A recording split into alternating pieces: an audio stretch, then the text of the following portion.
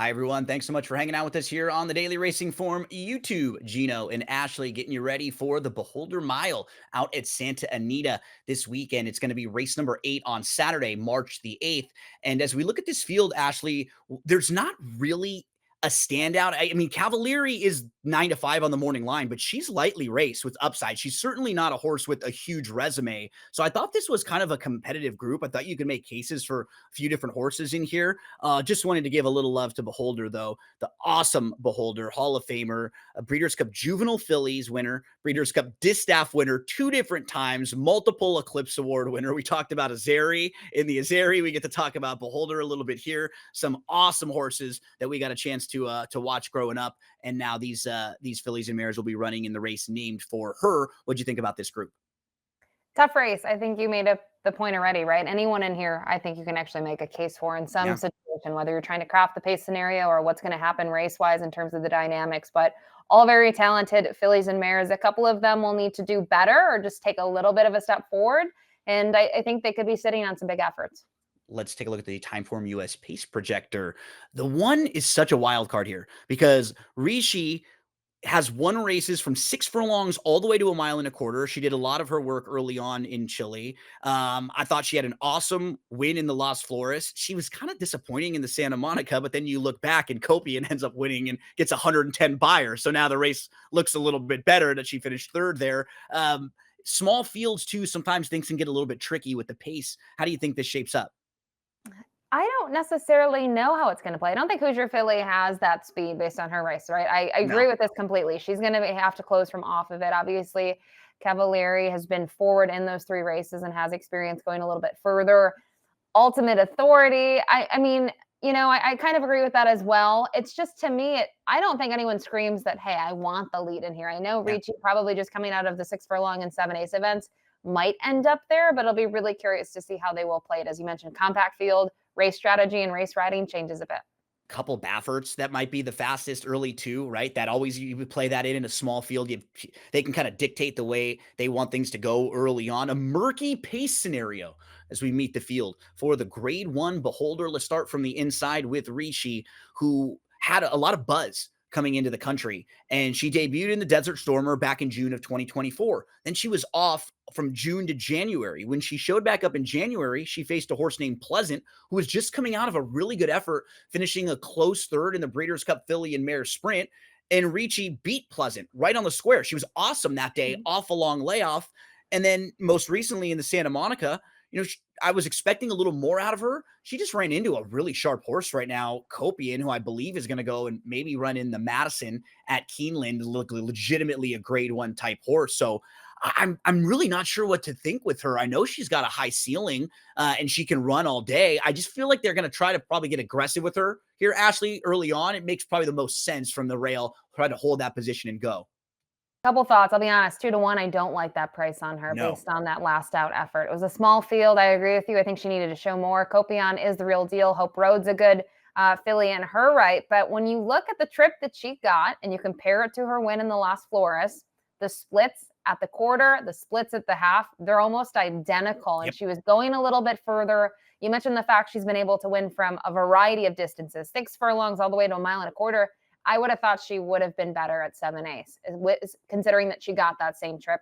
She wasn't. So combining that with the fact that I don't think 2 to 1's any value on her, I'm not loving her, but it'll depend what the connections do here with that inside draw. Are they going to send her? Can she prevail? I really don't know how they're going to use her at this point. It seems like they had this idea, let's make her a sprinter for a little bit, and now they're going back to something that she can do. She can go 2 turns. Hoosier Philly is a Grade 2 winner, multiple stakes winner. She began her career 3 for 3, just 3 for her last 14. And based on speed figures, she's not really up to par with everybody else. I think her buyer top is the lowest in the field, Ashley. It is. And I think the other thing with her is I just remember the hype as a 2-year-old filly. She's Yep. the real deal. She's the Kentucky Oaks horse, and it just didn't pan out that way. And there's nothing wrong with that. She's been able to pick up some stakes wins along the way. She was able to do that 2 starts back against lesser competition. I don't mind her performance last time out. She was chasing those fractions that were a little slow. Recharge was able to take them again, sort of in front end fashion. I just don't know how she's going to handle the ship out to California. She has had that one try there. It was obviously a different waters in the Breeders' Cup Distaff. I would have needed to seen a little bit more last time out. Cavalieri's 3 for 3. She's now a grade 3 winner, won the La Cañada most recently. She has speed. She can sit a little bit. They put her on the front end last time out. I mean, she just makes a lot of sense in here. She's lightly raced. She has upside, and she feels like she's going to be involved early on in this race. I think so. I think the cutback's not going to hurt her. She has a fair bit of speed. I mean, when you look at her win two back, the level of competition wasn't graded. She still was right there with some decent fractions for a mile, and she still was much the best. So I agree with this. I do think she deserves to be the morning line favorite, even though she is taking a jump up in class. And so far, she hasn't done anything wrong, Gino. Yep, no knocks on her at all. She makes a lot of sense in here. The number 4 Ultimate Authority I think's a little bit interesting at a price, Ashley. You can kind of go through her overall career. I mean, in her debut, she loses to Copian. She comes back and she stretches out and she breaks her maiden in her third start after a very good second in her second start. Then she's in the Santa Isabel, and that was before a long layoff. So I think we can probably be forgiving about that race. She also runs into a horse named Kinza in that race who won and earned a 95 Beyer speed figure that day. Following the long layoff from March to November, shows back up in November and hooks a horse named Accuracy, who had a 95 Beyer when winning that race after having previously won with a 107 Beyer. She's run into some awesome horses who have run fast races in the division. In her second start back, she sat a trip where she was actually really wide, and I thought the race was pretty impressive. She's not that far off this group based on speed figures.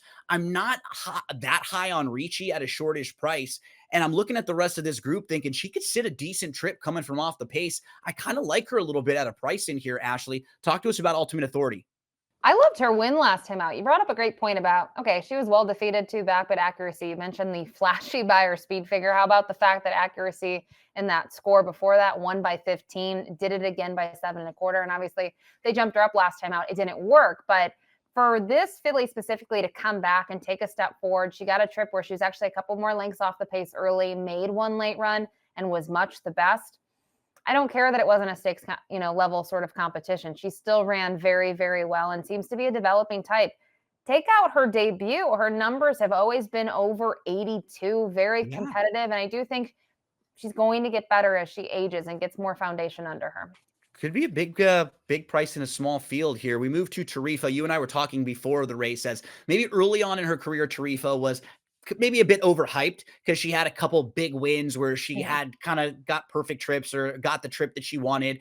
And then it kind of flipped the other way to where now I think she's really honest, kind of a little more battle tested. I really like what she did in the second half of the year last year. And when you just compare her resume to the rest of this group, she's one of the more proven horses in here. And if she showed up with her best race, that's probably as good or better than most of this field. I admit it. I was not on the bandwagon when I saw her down in Louisiana back in 2024. I don't know what it was about her, but I just wasn't hyped about her. And I actually really like her performances as of late. And when you look to the second part of 2024, and she wasn't necessarily winning. She does win the Mother Goose that we're showing here at Grade 2 event where it was a short field. I love, though, that she had to fight. She really had to work for it. She was very gritty. Gunsong ends up being second. Prettyana was close to it in the end. And then she came back and she was second behind Loved. And I do wonder a little bit with the off track that day, if she just didn't handle it as well. She had a little bit more work to do. Where in this performance, she actually found herself on the lead early and she took them gate to wire. As I mentioned, had to battle it off. That was a little different from this filly. She's not really had to do that to this point in her career. Yeah, she's a 3-time graded stakes winner. And when you go through her losses have been to Torpedo Anna, a couple losses on off tracks, one going a little bit farther. Like a mile feels pretty perfect for her against a group like this. So feels like one of the measuring sticks in this race. We rounded the field with the grade 3 winner, Alpha Bella. She is a horse who's finished second 7 times and now 3 consecutive races where she's finished second. And she kind of looms up or she looks like she's going to win and she looks like she has every opportunity, but she just doesn't mind settling for minor awards. What do you think of her in here? I have backed her as my, I don't know, projected winner several times now, and I've been on the losing end of that. It is not great that she's 1 for 7 on the dirt, and the one win, Gino, was against one other horse. It was basically a match race at Saratoga, and she dominated and beat that horse.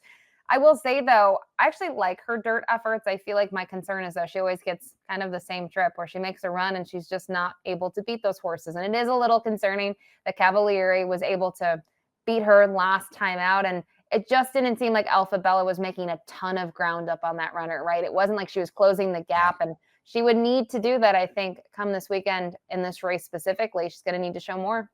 Let's round things out with selections here, Ashley. Who are you going to put on top in the Beholder Mile? Not getting creative. I think Cavalieri has that early foot, can sit the trip if she needs to be, and obviously she's undefeated to this point in her career. I do think it's going to be really interesting to see how that pace dynamic does play out. We talked about it. If horses stretching out, changing sort of scenery, I don't really know what's going to happen if someone's going to try to press her early, but have to think she'll be part of it. I'm going shopping in this race, Ashley. The different kind of shopping, though, where I'm hoping they pay me because I'm going price shopping. I'm looking for the number 4 Ultimate Authority to sit a trip. I like the trip last time out. I don't think there's anyone in this race that just scares the heck out of me. I think she's moving in the right direction here, so I'll look for some value. I'll put the 4 on top of the 1, 5, and 3. Ashley with the 3, 4, 5, and 6. Whoever you play, however you play them, we wish you the best of luck.